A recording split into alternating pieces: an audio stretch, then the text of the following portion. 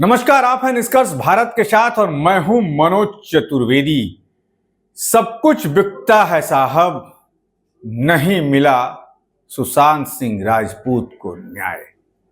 अब स्वर्ग से मांगेंगे इंसाफ, धरती पर बैठे जजों से। जी हां, जिन सुशांत सिंह राजपूत के मौत पर बिहार से लेकर महाराष्ट्र तक हंगामा मचा, कल सीबीआई ने क्लोजर लिस्ट जारी कर दी।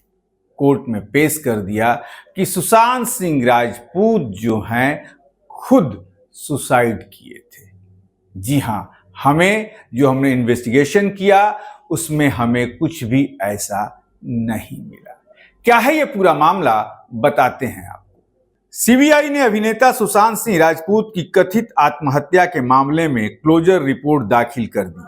अधिकारियों ने शनिवार को बताया कि सीबीआई ने मुंबई की एक विशेष अदालत के समक्ष अपने निष्कर्ष प्रस्तुत किए और अब अदालत को तय करना है कि वह मामले को बंद करे या रिपोर्ट को स्वीकार करे या आगे की जांच का निर्देश दे। क्लोजर रिपोर्ट में सीबीआई ने अभिनेत्री रिया चक्रवर्ती पर लगे सुशांत को आत्महत्या के लिए उकसाने के आरोपों में दोषी नहीं पाया। जांच एजेंसी ने मौत में किसी भी तरह की गड़बड़ी की संभावना से इनकार करते हुए मामला बंद कर दिया है।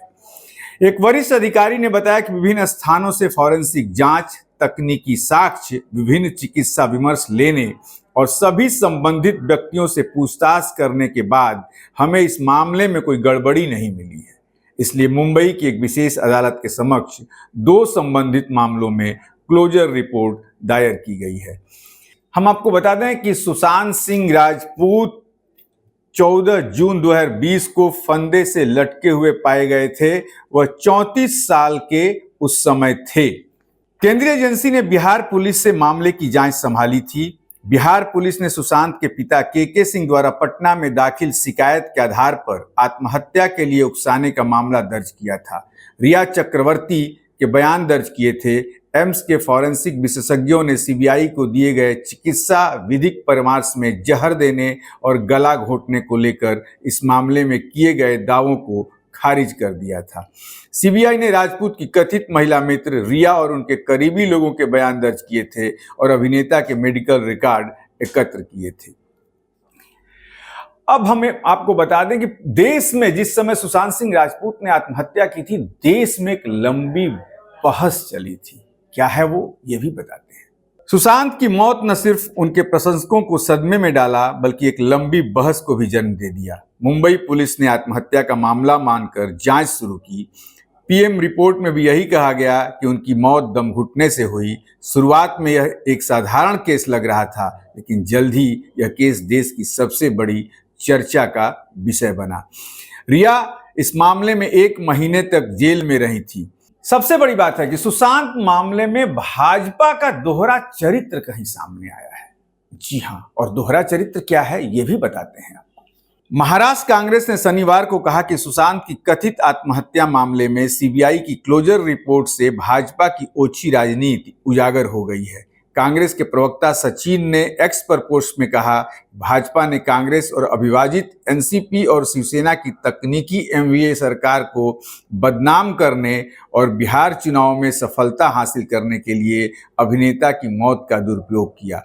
इतना ही नहीं, बिहार में सीआरपीसी का उल्लंघन करते हुए एक 0 एफआईआर हुई और केस सीबीआई को सौंप दिया गया। जी हां, तो ये है पूरा मामला। ये भी बता दें कि टीवी शो से सुशांत निकलकर फिल्मी दुनिया में आए थे और आज हम कोशिश करेंगे सुशांत की बहन से बात करने का, वो भी खबर आपके सामने लेकर आएंगे।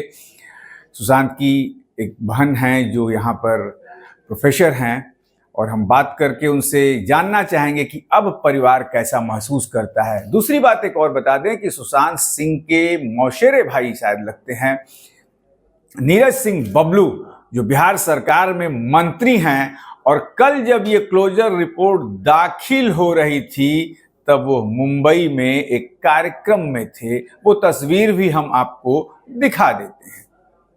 तो देख लिया आपने, यानी कि कोई भी किसी का बस नहीं चला। नीरज सिंह बबलू ने कहा कि हम इसके तह तक जाएंगे, कहा था उस समय, लेकिन तह तक कोई नहीं गया। जो हुआ वो आप देख ही रहे हैं। अब सुशांत सिंह राजपूत के फैन क्या करते हैं, इस पर भी हमारी नजर रहेगी। आप बने रहिए हमारे साथ। नमस्कार।